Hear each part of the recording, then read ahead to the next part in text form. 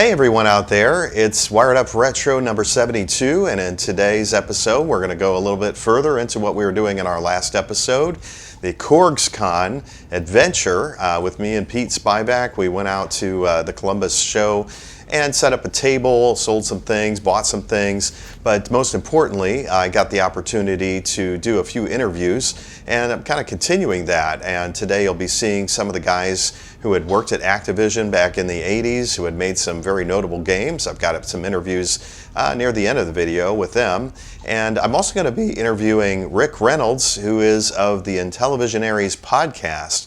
So let's go ahead and show you a little bit of him and what he managed to find at CORGs Con. It's pretty exciting, and I think you guys might be very interested in this. So yeah, I'm here with Rick Reynolds of Intellivisionaries, and he's here today selling his wares, and he happened to make a purchase today that is, I think, pretty interesting. So I thought this was well worth showing off. So go ahead, Rick, show us what you have here. Yeah, so this is an item that I've been hoping to get in my collection for a while. I have a handful of Pong systems, and this is kind of like the Pong on steroids kind of system, one of the early video games. You're looking like 1970s era video gaming for this. The Magnavox Odyssey. A lot of people may be more familiar with the Odyssey 2 that came out later that was a video game system. This is more like glorified Pong. It's got, your manuals and such like that, but these are the cartridges of sorts. What they're really about is all the games are actually inside the system, and these just plug in and activate the game. So there's actually no data on this. It's just jumpers. I did not even know that. Yeah, it's kind of crazy. It has cards and chips and dice, and it has these overlays. It's a very complete system, isn't it? Yeah, there's a lot here that I was very happy to see it in this shape for sure. So those all get taped to your TV screen? Yeah, this was for a certain model of Magnavox TV, right? Wow. And the video would, of course, shine through it. So picture like Pong paddles. Kind of shining through, table tennis or some kind of maze game, a haunted house game, a football. Looks like a path around, some mountains. I guess it's a dartboard, or is that going to be? Yeah, it looks like a dartboard. Backgammon, maybe. I don't know. Yeah, here's a U.S. map, boy and girl, something or other. So I've not ever played with one hands-on. Oh, here's a whole grid of numbers. I've never played with one hands-on, so this will be interesting to dive into for myself. But I think it's also the case that the early Odyssey 2s were thought to only work with certain models of Magnavox televisions, and I think that came from this thing. These overlays were designed for a certain size picture, right? It also has these other game elements that were part of the different games. Wow! So it's a combination of video and because there wasn't much video gaming at the time, right? So they had to have these extra items that would go into it. Yeah. So then underneath here is another layer, of course. This is the system. There's your cartridge slot. Yeah, cartridge with quotes. And then here's more stuff, right, for the different games. And again, I'm not overly familiar with these yet. This will be something to dig into. Wow. But you're a controller show, right? Yeah. Let's take a look at it. Yeah. I'm gonna pull wow. that off. That's pretty interesting. So it's a paddle, essentially? So yeah, my understanding is paddle here. Oh, vertical and then paddle horizontal? Here, and then another here. Wow, reset complicated, button. Yeah. And what I've seen like Angry Video Game Nerd, they did a thing on it and stuff like that. I've seen them do that, but it's basically a two-dimensional paddle with I think this would have a separate control for balls in flight, kind of a thing. That's my understanding. But yeah, it would picture Pong, but you're moving around like this. The field would move around. Sweet. Yeah, so obviously very analog. What year do you think this system was out? Like 75 or more like 74? I should know that. I don't know that off the top of my head, but mid 70s is definitely the era. I'm guessing a couple of years before Atari released the VCS. Yes. Those cords. Yeah, these cords are actually pretty thick. I hope that's coming through on the video there. Yes, it is. And there's the connector. Very interesting. The guy did say that there may be a little bit of some work to do on it, which is fine by me. I do a little repair work here and there. This is not original to it. He did tell me that it's basically good grief. It's hanging in there. it's basically of the same era. It's for I think he said this is for an Odyssey 2. The Odyssey one would have been wood grain themed and stuff like that to look more like it. But he said more or less. Have to find one of those. Well, I'm hoping that it's just an RF signal that I'll be able to hook up like I do any other RF system. But that'll be something to figure out.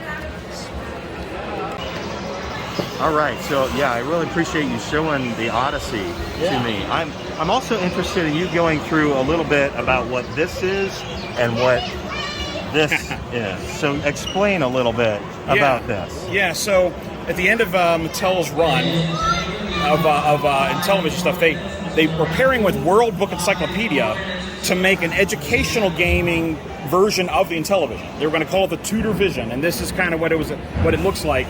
They didn't actually go forward with that. It never was actually manufactured and sold, but there were a few prototypes. So this is a picture of one of them. You can see the blue and the gold. It's a little bit different than the Intellivision look, but the body's very much an Intellivision body, right? But there were some upgrades in it to allow for educational software. In particular, one of them was they needed to be able to put more text on the screen, for educational things. Well, we found out there's only about a handful of these, like under 5 of these have been found, I think. And because they didn't go forward, they had these boards that were getting ready to go, and they were still trying to sell Intellivisions. Well, this system was designed to be backwards compatible with the Intellivision. So we found out lately in the hobby community that some of the latest Intellivision models actually have boards that were for the Tutor Vision in them. So that's what I have here. This Super Pro system actually has the board from a Tutor Vision in it. It's not exactly 100% everything that would have been on a Tutor Vision board. It has a couple of chips are older versions of the chips because you didn't need them for Intellivision gaming. But the community's been able to find 3 cartridges for the Tutor Vision and been able to pull the data out of them. And with a little bit of manipulation here and there, we can run that software on this hardware. So tell me just a little about Intellivisionaries. What is Intellivisionaries? Yeah, so we started a podcast, audio podcast, just talking about the Intellivision system. A lot of what we were trying to capture is that feeling back when you were a kid and you got that like one game for your birthday, or maybe you only got one game for Christmas, and you just played that game for weeks on end, right? And you got really good at it. Yeah, you got good at it, and you plumbed the depths of it, and you learned that full treatment of the game, right? That's what we try to do with the Intellivision games and talking about the system. We also interview the game programmers when we can. Okay. We do what we call our deep dive, where we do a real deep discussion of the game and its ins and outs and stuff like that. Excellent. Well, tune into Intellivisionaries. You guys who are Intellivision fans, it's a must. And if you've not learned much about Intellivision before, it's worth learning about. My first experience with Intellivision was going over to a friend's home, and they had auto racing. I loved it. It was that overhead perspective. Right. I had a 2600. We didn't have anything really like that. Yeah. And we played baseball with the voice and the Year Out. Yeah. Yep. And a couple other games. But anyway, it was a really neat experience playing the Intellivision in the 80s, and I eventually got one in the mid 90s. And I have a large collection of Intellivision. I love the system. And I haven't shown it a lot on my Wired Up Retro channel because there aren't a lot of controller alternatives for it. But maybe someday we might be seeing something interesting. So I'll just leave it at that. All right. Well, nice seeing you again. So after being here for a little while, I managed to find some unique things to add to my collection. Things that I didn't think I'd find here today, but I did. So just to start off, I want to show off this nice poster. Thank you, Pete Spivak, for bringing that with you. I just love it. I'm going to be putting that up in my game room, and it just kind of comprises so many different generations of video game controllers. It's a good representative of what my channel is all about. So another thing I came upon today are some boxes for 7800 games. Now, I own a lot of 7800 games, but some of which I don't have boxes for. They were like $3 to $4 each. So I was pretty happy to find these. I don't think I have these boxes, but now I do. Aladdin gave me a nice mug. I, again, appreciate him very much. I managed to buy this from David Crane, who signed it. And this is Garry Kitchen's signature. He's part of Audacity Games. And if you go down here, you'll see their names David Crane, Garry Kitchen. They are the owners of Audacity Games, and their first 2600 game is Circus Convoy. And I'm really looking forward to playing this. I've already opened it up. Obviously, I'm going to be playing this to death. Nice little Atari 2600 cartridge. Wonderful case. And there's some instruction manual in here. Very much looking forward to playing that. Going to have some good times. A Colecovision game that I picked up from a guy who had programmed this, Millie, has it's Crazy Climber, and this actually allows you on the ColecoVision to use 2 controllers. I may be showing this a little later on Wired Up Retro. This is, again, a really, really nice conversion of Crazy Climber. Such an awesome thing to have on ColecoVision, especially since you can use 2 controllers. I brought this, Stella Gets a New Brain, just to kind of show off. I've got this, I don't know, I've probably had it for 7 or 8 years. StarPath Supercharger. And to those of you who don't know, this actually plugs into a cassette player, and then you play the data into this item, and while it sits in your Atari 2600, it will allow you to play all sorts of different games, and that's what this disc is all about. You just feed the data into your 2600 through your StarPath Supercharger, and you will have a good number of games to play. And the manual here goes through, you know, what the game instructions are. Suicide Mission, Escape from the Mine Master, one of my favorites. The Official Frogger by Sega, it's a very nice conversion. Survival Islands, just awesome, and really nice little item to have. Another thing I bought today was Brett Weiss's The 100 Greatest Console Video Games, 1977 through 1987, hardback edition. Got him to sign it, appreciate that, Brett. Wonderful, wonderful book with all sorts of just classics. As you know, I love Joust. If you watch Wired Up Retro, you'll see me playing a lot of that. So, Gremlins, Ghost and Goblins, what else we got? Galaga, Donkey Kong 3. Can't beat the Donkey Kong games. Donkey Kong Jr., Donkey Kong, yeah, just so many awesome games. Dodge 'em, love it. I'm going to really like this book. Another item I managed to find, this is a nice $20 find for my Super NES, is this Stealth joystick with box. Not a bad deal for $20. So I'm going to really like that. That's beautiful.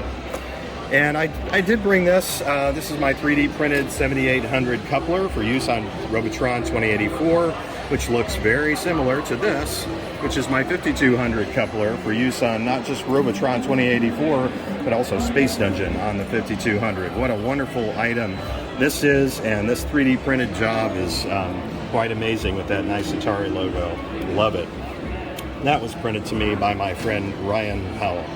All right, now let's take a look at Pete's little collection. He brought some box games just to show people his own collection while he was here at the show, some of which are some really nice games. Xevious, a prototype, which was made by Atari Age, made available, and very nice conversion of Xevious. This is Quest for Quintana Roo. Captain Bob's favorite. Yeah, Captain Bob's favorite game from the Atari 5200 podcast. Bob, I'm sure you're going to be glad I said that. And then over here we have a Pitfall game. Oh, look at that. Flips open, and we have a signature. Today we actually got to talk a little bit with David Crane, who had programmed the Pitfall games for the Atari 2600. Now, this is the 5200 version, which is very special. This game has an extra world in it, and that no other conversions have. I love it. Pitfall 2 is awesome on the 5200, better than any other system. Another 5200 game that's pretty exclusive is this Gremlins game, and you can't play this particular game on any other console from the 80s. Although the 2600 version's, kind of okay, this is the ultimate version. It's got extras in it. And then Zone Ranger. What a wonderful, awesome 5200 game. What a nice box Pete has here. This is beautiful. Very nice. And of course, we all enjoy Ballblazer. There's a version of that on the 7800. Miner 2049er. Pete's version is the less common label, which is that nice shiny gold label. And of course, my version is, I'll grab it. You're good. Yeah. And of course, my version that I have is this one. So you can see there is a definite difference with this one being the one that's the rare one. And then, yeah, Mountain King, Astro Chase, wonderful game. Star Raiders, everybody loves Star Raiders. Nice. All right, so yeah, we'll show you a little bit more of the show. All right, so we've got Garry Kitchen and David Crane of Activision, well now Audacity Games, with us here at the show today. And I just wanted to ask them a quick question and share this with you guys. So, David, what brought about Audacity Games? When did this company begin? We've been trying to support retro gaming shows ever since they started. I've been to dozens, if not more. And at every one of these conventions, someone says, why don't you make a new Atari 2600 game? In fact, it's very common where we will tell you that Atari 2600 was our favorite console to develop on. And that gives them another excuse for saying, well, then why haven't you made a new one? And 3 years ago, Gary and I just looked at each other and said, it's time. Yeah. So we've spent the last 3 years creating our first flagship release is Circus Convoy. So for the Atari 2600, it is the biggest game ever made, the most deep game ever made. We kept working on it until it had everything in it we wanted it to have. And we stopped when we thought it was one of the top 5 games ever made for the Atari 2600. Well, I'm very excited. I got it now, and I'm going to be playing it very soon. Gary, tell us a little bit about Audacity Games. What is really the goal of Audacity Games now that Circus Convoy is out? What do you have in mind for the future? Well, we want to make top quality games that come with a physical box, manual, physical cartridge, and the quality of packaging that people were used to in the 2600 era, the golden age of the late 70s, early 80s. We're going to make the best games we can. We are not constrained by release dates or schedules or needs to, ship in the quarter or ship in the year. Yeah. We're making games that we love to make, and we're making them without anyone standing over our shoulders saying, hurry up and get it done. And when they're done, we will announce them and ship them. We won't project shipping dates way out there. We're going to hit our dates because the games are going to be done when we announce them. And we just want it to be, we consider it a premium retro game brand. Absolutely. Excellent. Well, I hope you guys are enjoying yourselves with the projects, and we are just, waiting with bated breath, Can't wait to see it. Yep, So, we're very excited about it. yeah. All right. Well, I appreciate you guys talking to me, and good luck. Thanks. Yeah.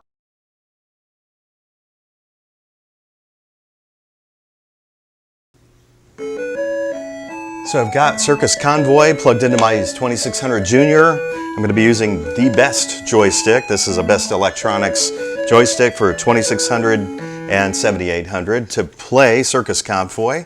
So let's go ahead. I already registered. I went online to do that. And here we go.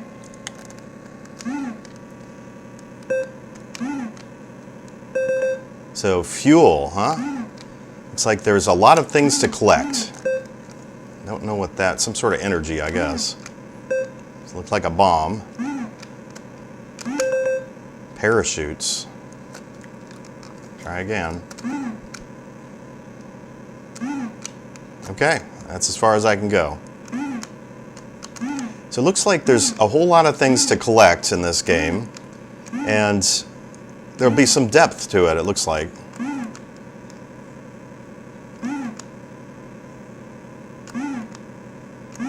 That's where I started. Bricks. I'd like to show all the games that I got at CORGs on this episode, but, I think we've got a little limit on time today, so... Oh, what's that say? You may choose to unlock this item with a black key. All right, well, I guess I'm going to go looking for a black key. Oh. All right.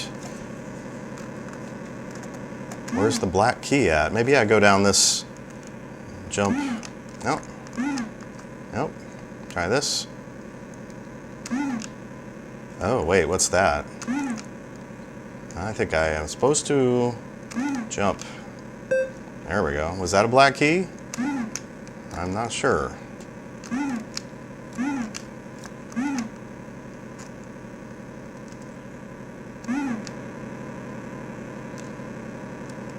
Pressing down.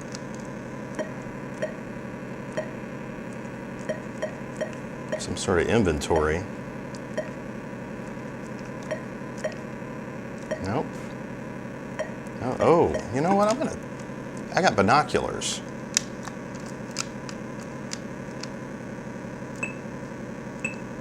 Ah.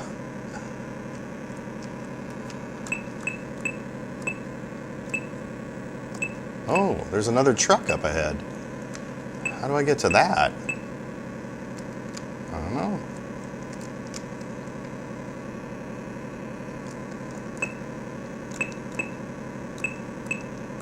That looks like bunny ears in a hat, a top hat.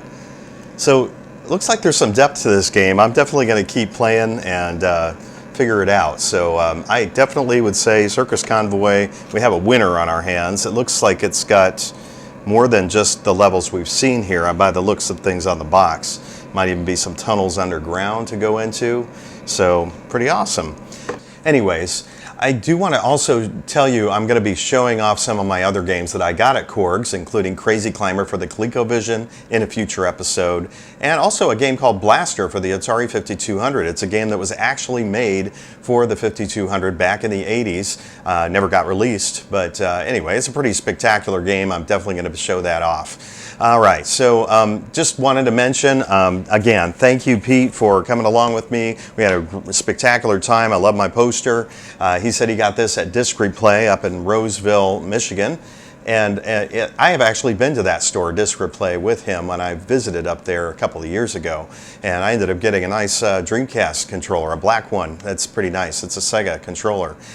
Pete actually, that day, ended up getting a really neat Atari 5200 game. Let me just remind you a little bit about that circumstance. It's kind of interesting. I did want to talk a little bit about our adventure this afternoon. It was a great adventure. We went out to into Detroit, into the central part of Detroit. We also went out peripherally into the suburban areas and managed to stop at 2 video game stores. The first of which, we went in and it just didn't have a whole lot going on. Yeah, not a whole lot. Yeah, so we were like, well, maybe we'll try the second one. Well, but yeah, it's very rare to really honestly find something decent. But the funny part about the story is that you and I were talking about one specific Atari 5200 game. That's the funny part about this story. I'm 5 games away from a full collection of the original 69 games, which Atari 5200 released back in the mid 80s. Yeah, and from 83 to 86. He's beating me. I'm 10 short of a full collection. He's 5 short. If you want to donate Bounty Bob Strikes Back, I'd love to have you donate that one. But yeah, so I'm 5 games short, and I was talking to him about one specific game. I'm like, Crazy Shootout. I it's really hard for me to find one at a decent price and in decent shape. And on eBay, they usually balloon in price, so it's like, why bother bid on that one? Yeah, you were mentioning this to me yesterday. Crazy Shootout. Yeah, absolutely. So anyway, we get to the second store today. And I'm looking in a glass case, and I look down, and amongst all these Genesis cartridges or NES cartridges, right on top is unbelievable Crazy Shootout. On top, and it's the only game that they had for the 5200 was sitting in the case. Unbelievable. So I paid $1 actually less than what the eBay price was, but whatever. Yeah. It was interesting to find that the only game that they had for the 5200 was the one that we were just talking about. Yeah. So he just had to have it. So. Odd. So now I'm 4 away from the original 69. Right. So yeah, life is such a crazy journey, isn't it? Sometimes you just come upon things, you're just scratching your head like, how in the world? All right, well, in our next episode, I also have a little bit of Pete Spivak information. He has obtained a very, very rare game, and I'm going to actually have it in my hands to show off on my channel. I'll probably show Blaster as well. I'm really looking forward to sharing that with you, especially for those of you who wonder about the Atari 5200 and, you know, is it something that really anybody plays? Yes, it is, all right? So I hope you guys keep gaming out there. I look forward to our putting up our next episode very soon. All right, you guys take care.